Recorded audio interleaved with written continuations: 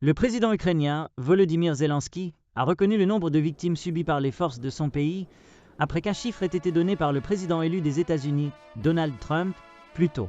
En plus de 1000 jours de conflit, Kiev est restée silencieuse sur les victimes qu'elle a subies lors de sa résistance au pouvoir russe. Mais dimanche, Zelensky a offert, comme rarement, un chiffre. Depuis le début de la guerre à grande échelle, l'Ukraine a perdu 43 000 soldats sur le champ de bataille, a écrit le président sur Telegram dimanche. Il a ajouté qu'il y avait eu 370 000 cas de soldats blessés qui avaient demandé une assistance médicale et que près de 50% des blessés étaient revenus au service. La reconnaissance de ce chiffre est intervenue après que Zelensky a assisté à la réouverture de la cathédrale Notre-Dame samedi, à l'invitation du président français Emmanuel Macron. Avant la cérémonie, Macron a facilité une réunion à sa résidence au palais de l'Élysée entre Zelensky et le président américain élu, qui était également présent.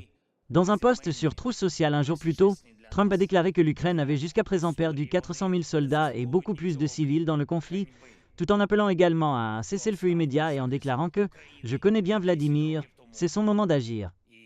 Le président élu n'a pas précisé si le chiffre de 400 000 victimes incluait les morts ou même les blessés dans le conflit.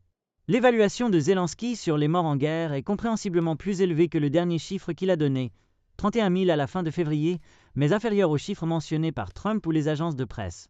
À la fin novembre, The Economist a déclaré, citant des données d'agences de renseignement, d'officiels de la défense et d'autres sources, que au moins 60 à 100 000 soldats ukrainiens avaient été tués dans le conflit et environ 400 000 autres avaient été blessés.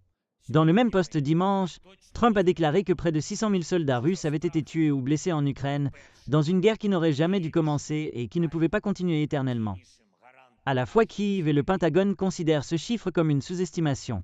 Samedi, le secrétaire à la Défense Lloyd Austin a déclaré que la Russie avait subi au moins 700 000 victimes depuis février 2022. Zelensky a déclaré dimanche que les pertes russes dépassent 750 000, dont 198 000 morts et plus de 550 000 blessés. Selon l'état-major des forces armées ukrainiennes, le nombre exact de pertes russes est de 754 590. Une analyse de la BBC en novembre a montré qu'au moins 78 329 soldats russes avaient été tués dans la guerre.